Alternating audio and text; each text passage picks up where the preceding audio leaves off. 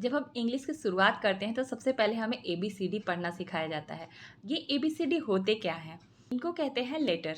Letter English की सबसे छोटी इकाई होती है। जैसे आप हिंदी में अक्षर पढ़ते हो, अक्षर क, ख, ग, घ, वैसे ही इंग्लिश की सबसे छोटी इकाई लेटर होती है। ठीक है। और इन लेटर्स की संख्या कितनी होती है? 26। इंग्लिश में कितने लेटर होते हैं? 26। इन्हीं 26 लेटर्स पे पूरा इंग्लिश है। 26 लेटर्स इन अल्फ़ाबेट। अब अल्फ़ाबेट क्या होता है? अल्फ़ाबेट जब इन लेटर्स को व्यवस्थित क्रम में रखा जाता है, जैसे आप अगर इन लेटर्स का एक क्रम होता है, ए के बाद बी आता है, बी के बाद सी आता है, सी के बाद डी आता है। ऐसे हम नहीं लिख देते कि ए के बाद आई लिख दें, के लिख दें या टी लिख दें, ऐसे हम नहीं लिख सकते हैं। इसका एक व्यवस्थित क्रम है कि ए के बाद क्या आएगा, बी के बाद क्या आएगा, सी के बाद क्या आएगा। तो इन सारे लेटर्स को एक व्यवस्थित क्रम में रखा जाता है, उसे कहा जाता है अल्फ़ाबेट। अब ये 26 लेटर्स के भी 2 पार्ट्स होते हैं, वॉवेल एंड कॉन्सोनेंट। 5 लेटर्स जो होते हैं वो वॉवेल कहलाते हैं। वो कौन कौन से होते हैं? A, E, I, O, U. A, E, I, O, U vowel कहलाते हैं। एंड बाकी के बचे हुए लेटर्स जो होते हैं 21, बी, सी, डी, एफ, जी, एच से जेड तक, ये कॉन्सोनेंट कहलाते हैं। अब ये ए, E, I, O, U vowel जो कि हिंदी में स्वर कहलाते हैं। जैसे हिंदी में आप स्वर और व्यंजन पढ़ते हो ना, वैसे ही ये अ, स्वर है वॉवेल।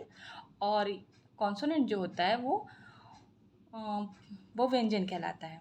तो ये ए, ई, आई, ओ, यू ही क्यों वॉवेल है? क्योंकि ये इनका जो साउंड है वो सीधे गले से निकलता है हमारा। ठीक है। आप बोलो ए, ई, आई, ओ, यू, ये गले से साउंड आ रहा है। और बाकी जो है, बाकी के लिए जैसे बी बोले हम, बी तो अ, हमारा जो जीभ है वो हमारे दाँत से टच हो रहा है। सी, सी के लिए तो ये सीधे गले से नहीं निकल रहा है, ये बिना किसी जीभ और दाँत के हेल्प के ये गले से निकलता है। इसी वजह से ये स्वर कहलाते हैं। सबसे पहले हम क्या सीखे कि इंग्लिश में 26 लेटर्स होते हैं, जिनको कि एक व्यवस्थित क्रम में अरेंज करते हैं, जो कि अल्फ़ाबेट कहलाते हैं। और लेटर्स जो होते हैं वो 2 पार्ट्स में डिवाइड होते हैं, वॉवेल एंड कॉन्सोनेंट में। वॉवेल कौन कौन से होते हैं? A, E, I, O, you. और बाकी के जो लेटर्स होते हैं वो कॉन्सोनेंट होते हैं। कॉन्सोनेंट कितने होते हैं? 21। इंग्लिश में आगे क्या आता है? इंग्लिश में आगे वर्ड आता है। और वर्ड कैसे बनता है? जब इन लेटर्स को हम आपस में ऐड कर देते हैं तो वर्ड बनता है। तो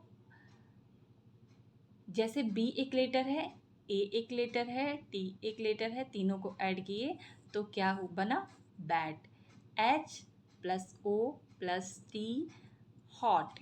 HOT, हॉट, तीनों ऐड हुए तो ठीक है। तो वर्ड क्या कहलाते हैं?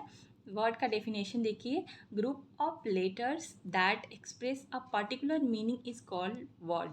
मीन्स ऐसा नहीं है कि हम BAT की जगह BTA जोड़ देंगे तो वो कोई वर्ड बन जाएगा। वर्ड्स क्या कहलाते हैं?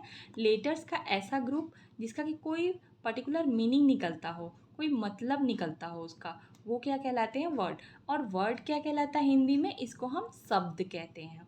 क्या कहते हैं? शब्द। हिंदी में आप शब्द पढ़ते हो ना, अक्षर को जोड़ के शब्द बनते हैं, वैसे ही इंग्लिश में लेटर्स को जोड़ के वर्ड बनते हैं। और वर्ड जिनका कि कुछ मीनिंग निकलता हो वो वर्ड कहलाते हैं। Like Mohan, laugh, pen, etcetera. ये मोहन एक वर्ड है, लाफ एक वर्ड है, पेन एक वर्ड है। सब ग्रुप ऑफ लेटर्स हैं, वो भी जिनका कि कोई मीनिंग निकलता हो। ठीक है, तो यहाँ तक बात समझ में आई। सबसे पहले आया लेटर्स जो कि 26 होता है। और लेटर्स के 2 पार्ट्स होते हैं, वॉवेल एंड कॉन्सोनेंट। वॉवेल कितने होते हैं? 5 होते हैं। और कॉन्सोनेंट कितने होते हैं? 21। और जब हम इन लेटर्स को ऐड करते हैं एक दूसरे में और जिसका कि कोई मीनिंग निकलता हो तो क्या बनता है? वर्ड्स। अब देखते हैं इंग्लिश में आगे क्या आता है। जब हम इन वर्ड्स को एक दूसरे के साथ ऐड करते हैं, वर्ड प्लस वर्ड तो बनता है सेंटेंस, जो कि आप पढ़े होंगे आगे इंग्लिश में। सेंटेंस, सेंटेंस का मतलब होता है वाक्य। सेंटेंस को हिंदी में क्या कहते हैं? वाक्य।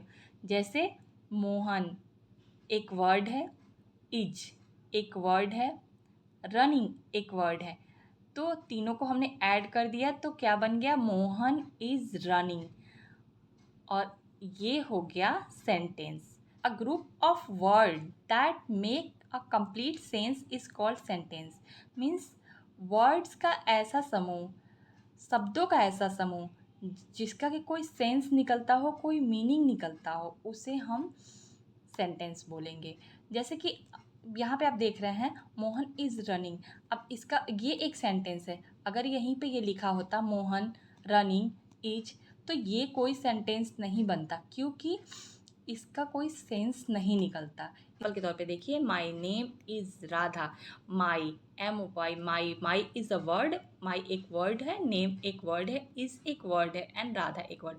इन तीनों को मिला दिया गया है, चारों को, तो ये एक सेंटेंस बन गया है। क्या बन गया है, सेंटेंस बन गया है। ठीक है, ही गोज़ टू स्कूल, ये एक सेंटेंस है। दे आर प्लेइंग, तो इंग्लिश की शुरुआत सबसे पहले लेटर से, फिर वर्ड्स, फिर सेंटेंस। अब इन सेंटेंस को अगर हम आपस में ऐड कर देंगे, एक सेंटेंस, दो सेंटेंस, तीन सेंटेंस, तो क्या बनेगा बताइए आप मुझे। सेंटेंस को जब एक दूसरे के साथ ऐड कर देंगे तो पूरी इंग्लिश लैंग्वेज बन जाती है। ठीक है, आई होप कि आज जो मैंने समझाया है वो आपको समझ में आया होगा और आपको हेल्पफुल लगा होगा। तो ऐसी वीडियो के लिए मेरे चैनल को सब्सक्राइब करें और वीडियो को लाइक करें। और अगली क्लास में हम पढ़ेंगे सेंटेंस के बारे में, कि सेंटेंस क्या होता है, उसके टाइप्स कितने होते हैं और उसको हम कैसे पहचानते हैं।